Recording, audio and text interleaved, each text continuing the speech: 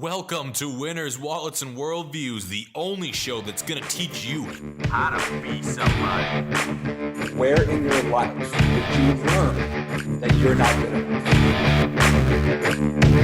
Take what you're most passionate about and what you're most fearful of, and what is the plan to overcome that fear, and what is the plan to enact that passion. All right, everybody, welcome to Winners, Wallets, and Worldviews. I am your host, AJ Armstrong. You can follow me on Instagram at AaronArmstrong33, or you can go to my website, AaronJArmstrong.com. So my name is Aaron Armstrong. I am the owner of Armstrong Ventures, where I do coaching and consulting with small business owners all over the country. And I also run this podcast, Winners, Wallets, and Worldviews. My consulting work usually ranges between leadership coaching for individuals, whether you're an executive, high-profile leader, or someone just looking to grow your business, or you want to do something technical, whether that's automating systems, leveraging what you have. So you have two things. You got eyeballs, and that's one of the things I like to attract is like, how do we get more attention on your business, on your brand? And the other piece of that is once you do get that, how do you leverage it without spending all of your time in the weeds with all the technical day-to-day stuff? And that's what we do. I'm a systems engineer, and that's a little bit about my business, Armstrong Ventures. But I want to talk about you guys today. So you guys know that I do these Q&A questions every so often, and I try to just get a handle on what you're wondering. You know that this audience consists of a lot of vets, vetrepreneurs, entrepreneurs, wantrepreneurs, and small business owners. So I just wanted to see where your head's at, what's going on, and how I can best serve you with things that I've either encountered myself or things that some of my friends and family who are in this business have encountered as well.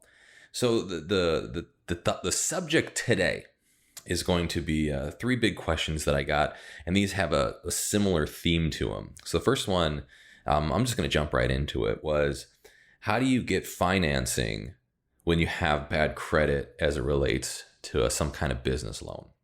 I thought this was a great question because we talk about all sorts of creative financing techniques you can do.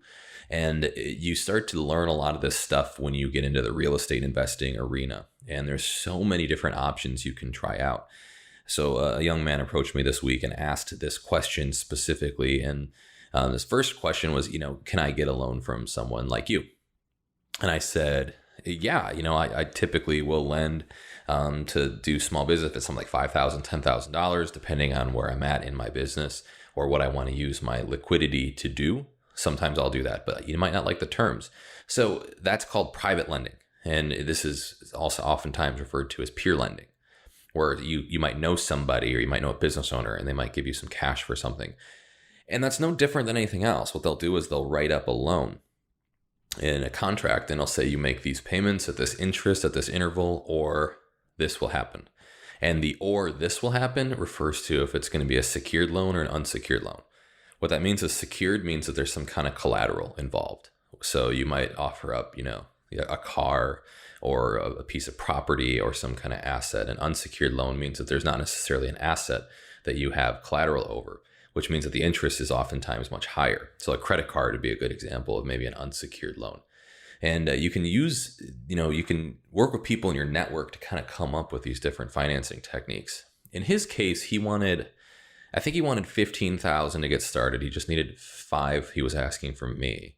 And what you can do in this situation, and what I recommended, especially somebody starting out like this, is he was in the process of looking for a shop as well, where he could do some woodworking or whatever. And I said, what I would probably do is look for a deal in real estate. And then when I go buy that shop, I would see what kind of equity there is in the property. So let's say you buy it for $100,000, but it's really worth $150,000. The bank would very well loan to you that $15,000 that you need off of the equity because they're securing the collateral with your property. So this is called, people do it with their homes, it's called home equity line of credit, but it's an equity line of credit in your property. And you can use these if you're in an investment in real estate all the time for different stuff. So when we did Marissa's Fit Boutique, we funded some of the build out and some of the equipment through this type of financing technique. So you can do, like I said, it's all about finding the deal though. And the part that I got tripped up with here was the bad credit part. So if you have bad credit, a bank will probably not loan to you. However, a private lender might. Someone like me, like I might actually loan to you. However, because you have bad credit, you want to know why and what's going on. Is it you just had, some unfortunate circumstances hit you, or do you have some bad habits, or what does that look like? And the private lender is going to ask those same hard questions. So in this kind of situation, they're going to jack up the interest rate to something that might not be beneficial to your business. You'll have to determine if paying 15 to 20% interest on a business loan is really worth it for you. And in some cases, when it's extremely predictable with how you're going to make that money back, like exactly, like you already have orders maybe. So you have a whole bunch of, let's say you're making t-shirts and you have a huge amount of purchase orders where everybody has already bought them and you're like, crap, I got to make these things now. So you already know that you're going to be paid when you sell them. It might make sense to take a high interest loan because you can calculate, you already have the order, you already have that account receivable. However, when in the case of like, I just want to get something started and see if it hits the wall, then I wouldn't really recommend doing any kind of venture debt at all. You want to organically grow your business the best you can. You want to make sure that you have a product and you're selling something before you decide that you want to take out a loan and be in debt to somebody. And a lot of business experts would recommend doing no type of venture debt at all. In the case of real estate, though, I would say that you can use some of that equity, and it's usually quite low, the interest rate on your equity, and you're securing it through the property to fund your business. But you got to think risk is reward. So if you're doubling the risk, you're going to buy the property and you're going to use it as storefront. You're doubling the risk because now if your store collapses, you don't have a renter and your real estate would also collapse. That's why a lot of times you'll see startups move into leased out buildings because there's not really a risk per se. If they decide to crumble up, you lose your business, but you don't necessarily owe the bank a huge mortgage payment or something like that. So what do you do if you have bad credit is kind of the question. So you can work with a private lender. Another thing you might be able to do in some cases is it might be easier to get a loan to rent out some space. That might be a second, what I mean by that, like a second lease. So somebody has already released it out when the building was young for like 10 years and the building might be 10 years old now. Somebody's moved out, it's sat for a while. You might be able to lease out that space. The landlord's probably also going to check your credit. But the landlord, sometimes depending on who it is, they might be a lot more flexible. They're not going to necessarily be underwriting you like a loan officer would. They're not going to be going through a full loan process. So because of that, you might have a better chance of getting a lease on a property. And the reason I say this is important is because you have what you can negotiate sometimes in your lease is you can do a lease with an option to purchase. And what that means is that you lease the space for, let's say, 5 years. And all of those lease payments are essentially being applied to an equity payment on the building. And then at the 5-year mark, you might be able to buy it for a predetermined price. This might give you a chance to build up your credit over 5 years and not be throwing out your lease payment. It's actually applying to the building, and then you can go buy it. And then you can use that equity to do whatever. But if you want to get a loan right off the bat, that won't help you. However, it would help you get into the real estate game and start to get equity towards a building payment. So I encourage you to Google that term, lease option. There's also just a regular option you can do, which is where you just buy you just buy a contract. So you purchase from somebody the right to buy it at a certain price over a certain period of time. These deals are quite common in real estate, and it's all a very flexible way to get in the game without necessarily getting completely through the underwriting process and buying it right off the bat. It might give you some time to get your stuff together without losing that deal. But for the bad credit, sometimes those are real estate techniques. And if you just want cash right off the bat, so to answer the question here, how do you get that financing right off the bat? Another thing you can try to do is you can get a loan in with a cosigner, right? So you can have somebody that has good credit co-sign it with you. If a family member you trust or a friend that you trust and they know you well, what the bank will do and the underwriter will look at the co-signer's credit score, and they'll basically say whoever has the highest one is how we're going to run their numbers, because if for whatever reason you stop making payments, then the co-signer has to start making the payments. So the bank doesn't see that as very much risk at all. But it does seem like it could totally devastate your relationships. It could devastate your friendships. So you got to be very careful with doing those kinds of deals and who you're co-signing who you're co-signing with. And the other thing you can do along those same lines is just get a partner.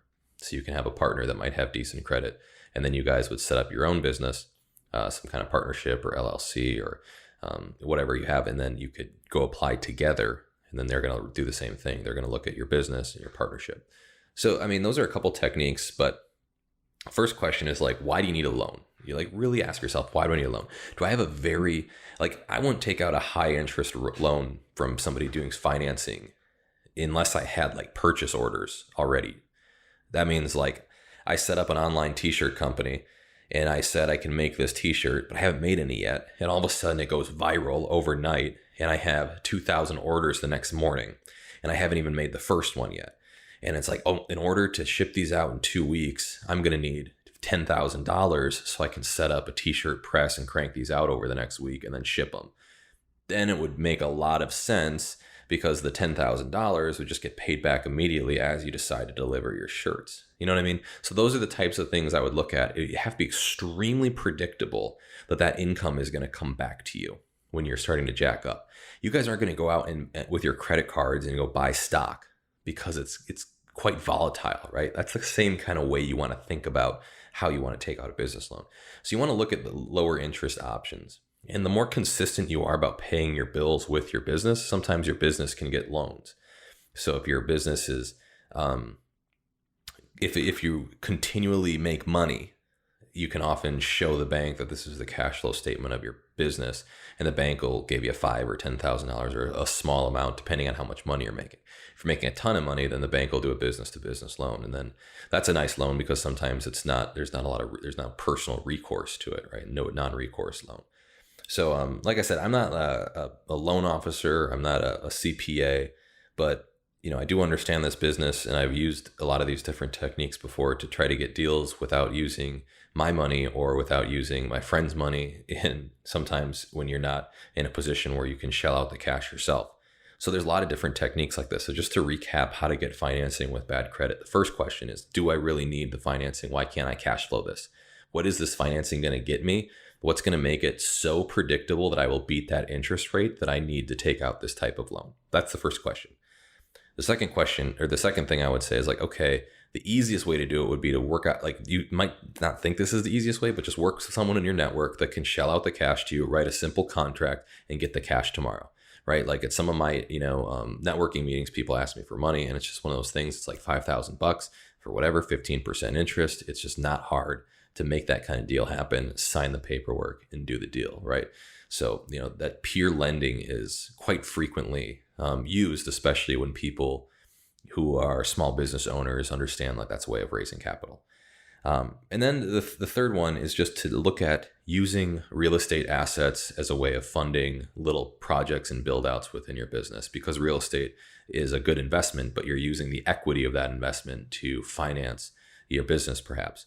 But just understand that that's double the risk then. So now you're hedging your real estate and your business together in one pool.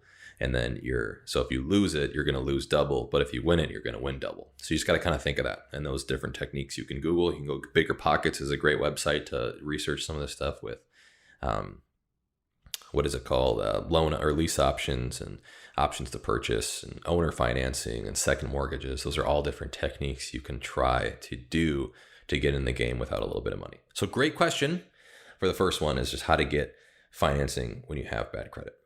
All right, so the second one, shifting gears a little bit into more of the personal side of things, it's how to block out negative noise from your peers, or how do you continuously block out negative noise from your peers? I was explaining this to somebody yesterday, I think, and they were asking me the same kind of thing. And when I guess I'll call it went public, even though it wasn't like I was hiding in the shadows or whatever, but I just decided I was going to launch this podcast, and I decided I was going to be more vocal on social media with some of my beliefs and opinions and start sharing, some of this value on business.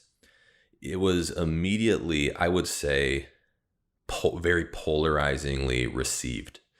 And what I mean by that was half of the people that loved it didn't really know who I was.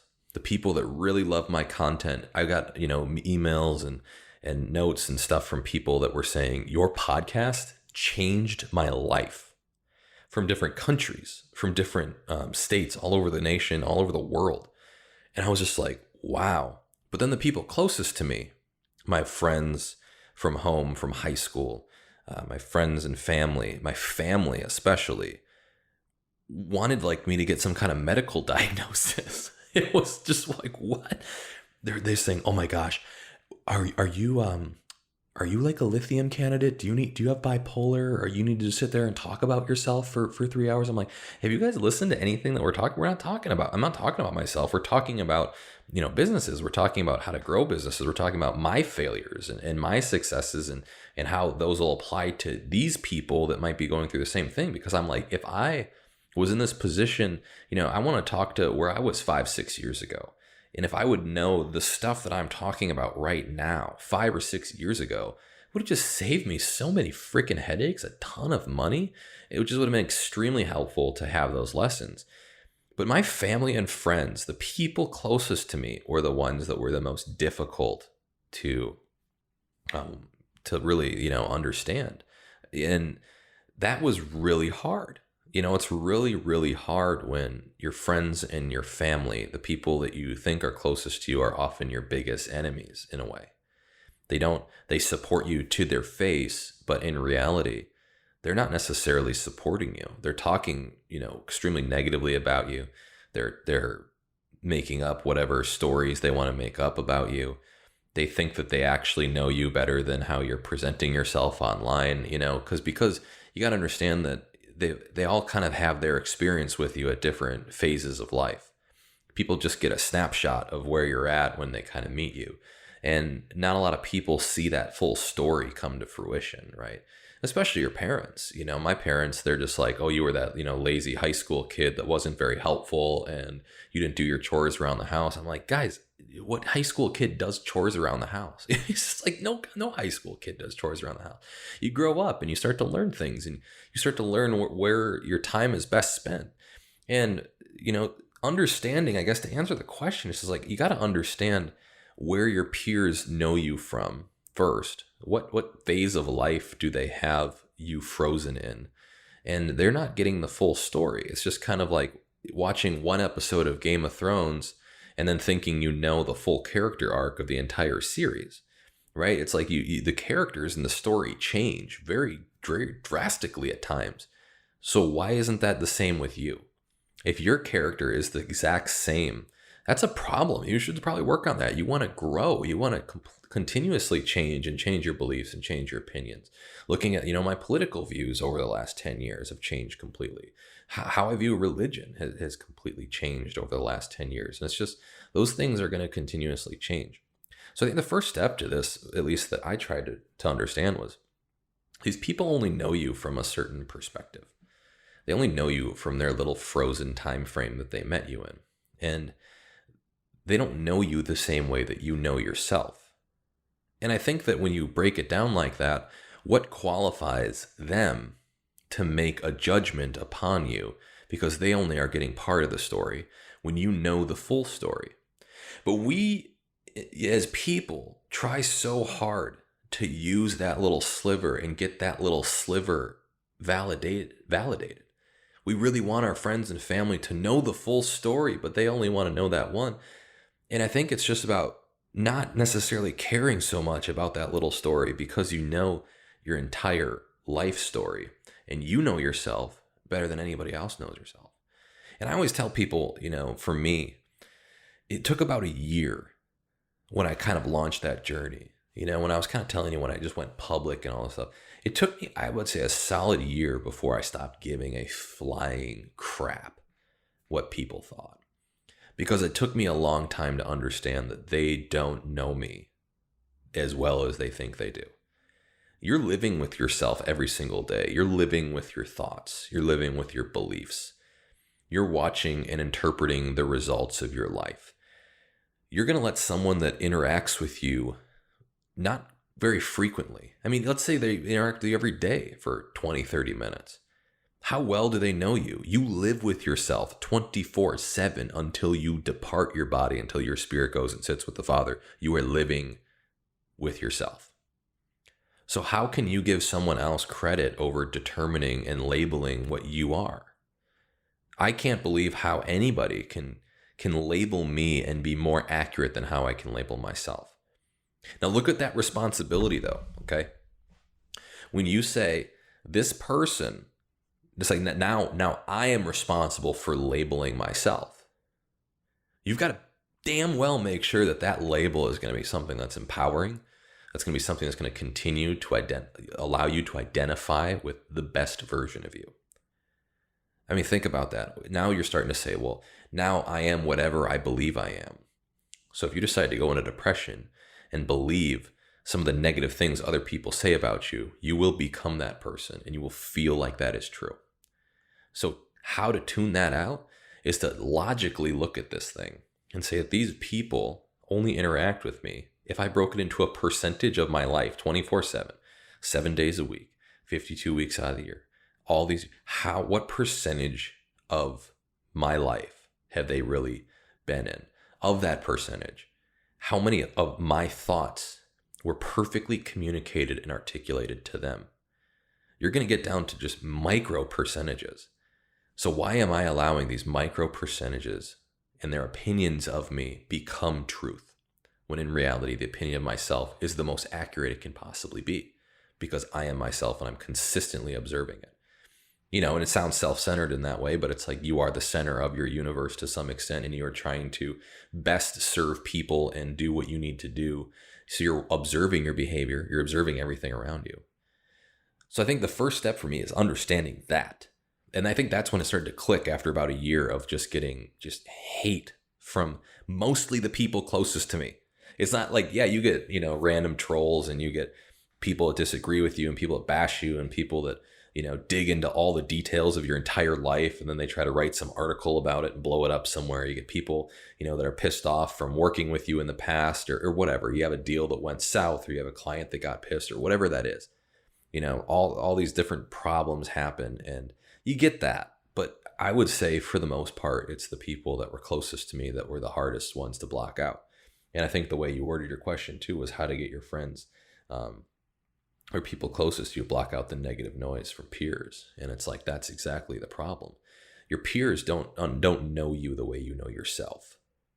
Your peers don't know you the way that you know yourself. So I think it's to just let them understand the journey and let your results speak for themselves. Eventually it clicks. Eventually the results just start to click. But the thing is, they're never going to validate your results. See, for me at first, it started like, oh yeah, he's just whatever. And then and then you started making money, and then they just give you some excuse for why you made money.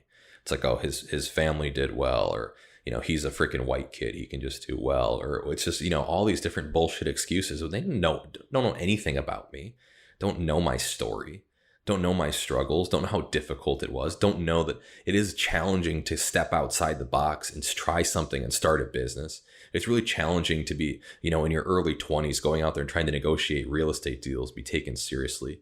I grew a big beard and I grew my hair out so I looked older, so that I could actually hold conversations with high profile leaders in town, and try to carry my status with impressive men and women in the community. It's not easy to go through that. And then all the losses that come with it. Nobody knows that about me. Nobody knows that about you. You know your story. You know your struggle.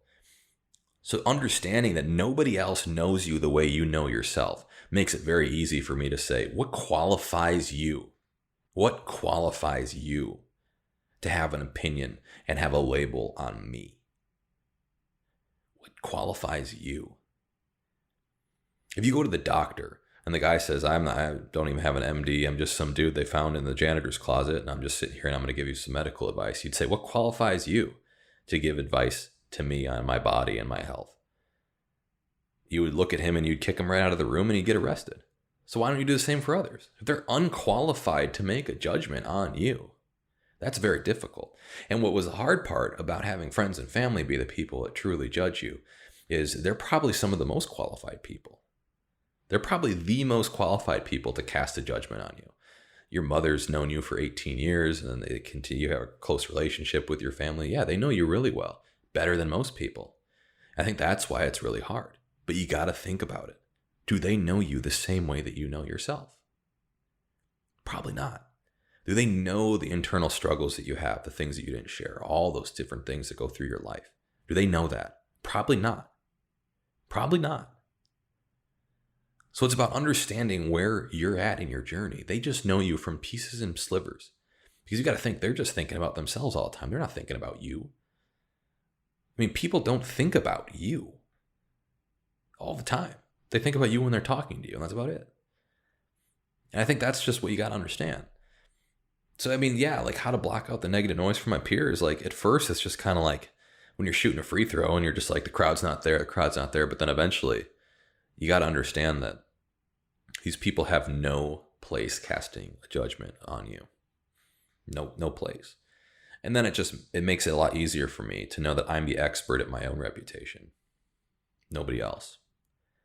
And like I said, I mean, this isn't perfect. Like, yeah, you always, to some level, want to feel validated by another human. But to me, I think the biggest transformation was looking for vertical validation instead of horizontal validation. Looking at that validation between me and the Father versus looking at the validation between me and my family and my friends. Like seeking that vertical validation is what I am more interested in than seeking the horizontal. Because as long as I'm staying in line with what I believe God wants me to do, I know that there's a lot of people in the Bible that stayed in line with what God wanted to do, face extreme levels of persecution, and ultimately did the ultimate sacrifice for what they needed to do and martyred for their beliefs. Like that to me sounds much more in line with your purpose than just making sure all my friends and family are happy with what I'm doing, because they don't know you the same way that you know yourself. So it was a great question, man. I hope that helped. But it's an ongoing thing. It's just blocking out the freaking people that are just noise. Because that's exactly what it is. It's kind of like when you talk to a friend.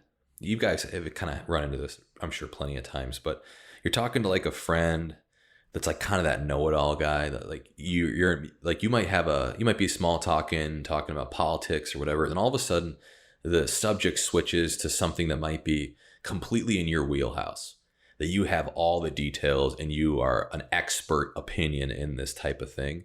And then your friend is like kind of the know-it-all, that just jack of all trades kind of guy or whatever, tries to start telling you, and you start having like arguments with them or whatever. And it's just like, dude, you're not qualified to have this discussion. Like, I know so much more about this than you do.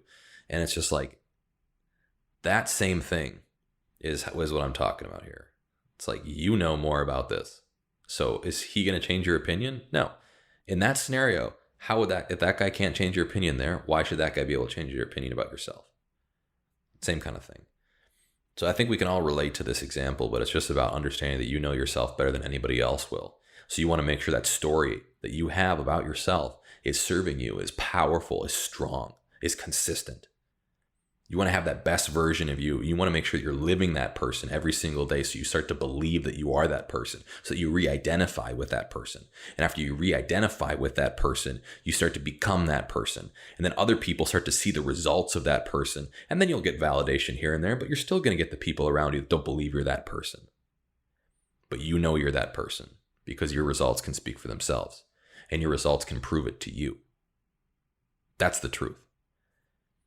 So long-winded answer to your question, brother, but that was an awesome question, because that is something that I continuously struggle with, and so do other people. The last question that I got, and I think this was interesting because I actually got this question quite a few times, is why do I believe in God? And, I talk about this a little bit, just about my journey and my discovery. I was kind of grew up a Christian, but I was a Lutheran. And Lutheran is very similar to Catholic, where it's very ritual-based. And that didn't make a lot of sense to me. I didn't understand the rituals, the all this kind of stuff. And there weren't, you go to church and it was very boring. It was very mundane. And I just didn't really understand, the answers the questions that I really wanted to know were not being answered. And as I went to the academy, I studied all sorts of different philosophies. I would still say that I believed that I thought that there was a God. I just didn't live that way, that I thought there was a God. I did a lot of things where I just lived off of pleasure, and I didn't pray often. And I had a lot of hate in my heart against people. I would gossip about people. I just do a lot of things that would make it not very believable that I was a Christian. But then you see, as I left the military and I went into this type of entrepreneurship life and trying to build wealth and trying to decide how I wanted to manage my resources, I started to read quite a bit about motivational spiritual readings, and I got introduced to the world of a lot of this kind of new age spirituality stuff. And I don't know what I thought of it at first. You know, this new age spirit, and for those of you who don't know what new age spirituality is, it's almost, without straw manning it too much, it is the belief that, you know, God is a universal God, and most of the religions have consistencies within them, and it's more open-minded belief than something like Christians are the only ones that are correct, something like that. And there's a lot of belief that, you know, God is unlocked through the unconscious, and there's a lot of energy and things that surround us that you can use. And most people, I would say, that I've talked to in the life coaching, personal growth and development space believe most of that. So I started to really learn it, and I actually worked with a spiritual life coach that believed in that quite heavily, because I wanted to understand it, and I wanted to understand if it was helpful or useful.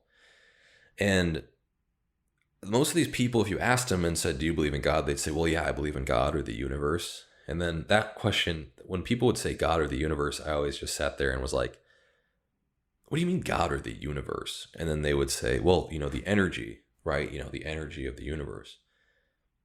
So the energy of the universe is what we're calling God now. And that was something, and then people would just kind of, you know, move away from the conversation. And then I started to ask, well, what is God? And they said, well, God's, you know, your unconscious. It's like your highest self. So I said, so if I meditate and I can unlock my highest self, that becomes God. And they said, well, yeah. So I'm like, so I am God. And then again, they just kind of were like, well, in a way, yeah, but not really, you know, it's God or the universe. And I'm just like, so these are different opinions now. So is it the universe of energy, or is it yourself that's God? And I want to know which one that is. And it became quite clear that if you're looking at morality, that I am not qualified to make a moral judgment based on what I think comes to me through a meditation. You know what I mean? I don't think that morality can be given by me, because I think that's relativistic. And I think that there has to be a universal law of morality. And I think that when people think that they can come up with their own morality, it becomes extremely dangerous. And if you don't believe me, I'll give you a case right now. Look at Nazi Germany. Nazi Germany. We all, almost every Western person unanimously agrees that that was completely wrong. But one individual had convinced the entire country that that was completely fine, because ethnic cleansing needed to happen, and because ethnic cleansing was the result of too many people causing a depression. You read Mein Kampf, and it's all about all these different reasons that a person justified some type of immoral action. And I said that what qualifies us to disagree if there's not a universal morality? That's what I believe. So I said there has to be a God that gives us that opportunity. And it just came from ethics. So it just, as I started to listen to this new age spirituality, these people that I still stay very connected with, and they're great friends of mine. And, you know, I love a lot of the teachings because a lot of it is very helpful and beneficial. And, you know, a lot of the teaching is to do things out of love, which is how Christ would have encouraged us to do things. But I oftentimes feel that people got so pushed away from the church, and they went into this warm, accepting idea of new age spirituality because it had some more answers to their questions. But I think that they're still seeking these solutions. I think that they're still seeking the answers to those questions. And that is where I think there's still a Christian way. There's still Christian answers that you guys just haven't asked the right question. You know, you ask, like, how can you say that there is moral truth without a moral lawgiver? And we can talk deep into philosophy about that, but give that to me. Show me. How can you believe someone has inherent worth without the morality of a Judeo-Christian worldview. I mean, that's just really the belief that I have. So if you think that, if you're one of those people that, you saw yourself getting pushed away from the church because it was just rigid, and you saw that the foul acts of other Christians that believed it, and you wanted to go into this new age spiritual movement because you felt that there was a lot of euphoria in the meditation and you got answers through your unconscious, that's fine. But I think that you're going to be incomplete until you start to find a relationship with Christ. And that sounds Christian and preachy, but what I mean is that the teachings, if you look at the words and the language of Jesus, you will find the best living conditions you can possibly find. You'll find the best way to live. You know why it's the best way to live? Because if you follow those words to a T, you will live the way you're meant to live, the way you are meant to live. It might not feel the best all the time. It might not be the easiest. It might not make you the wealthiest. It might not make you the happiest. But you'll at least be pursuing meaning. Meaning. And pursuing meaning, to me, is the most important thing you can do. And you do that by digging into the text. And if you don't want to believe that because whatever relationship you had with the church, I would just encourage you to ask the questions. Ask me the questions. Have the conversation. Because I feel like when you start to ask the questions and open your mind to that, you're going to start to see that there are answers to some of those crazy questions you might have had this whole time. You're just not asking the right people, and you're not engaging with the right people. You've engaged with the wrong people, but people are fundamentally flawed. And I think we can all agree that we all have fundamental flaws, but you're all worth something. You all have inherent worth, and you all are loved. No matter what, you're completely loved. I think that's the real reason that I believe in God, is because I think it's the most logically consistent. I entertained, I wouldn't say that I was ever an atheist in my life, but I entertained atheist ideas, and I would listen to them, and it just came to a logical flaw. When you look at the origin, when you look at determinism, if we invented determinism, how can we say that the world was invented by determinism? There's just these circular arguments that I continue to run into. And I want to speak especially to the spiritual New Age movement, because I think that you're seeking the right thing. You just got to keep going, and you got to keep seeking that relationship that you have with God. And God is not yourself, and God is not the universe. God created the universe. He's outside of the universe. I think that's very different. The random energies that happen is not God. Because if the universe is intelligently led, which is what it seems like when people say the universe has your back, this is what the universe means, you're implying that the universe is intelligently guided. By who? By God. So you're seeking the right things. That's why I believe in God. So we talked a lot today, guys, a lot of different subjects.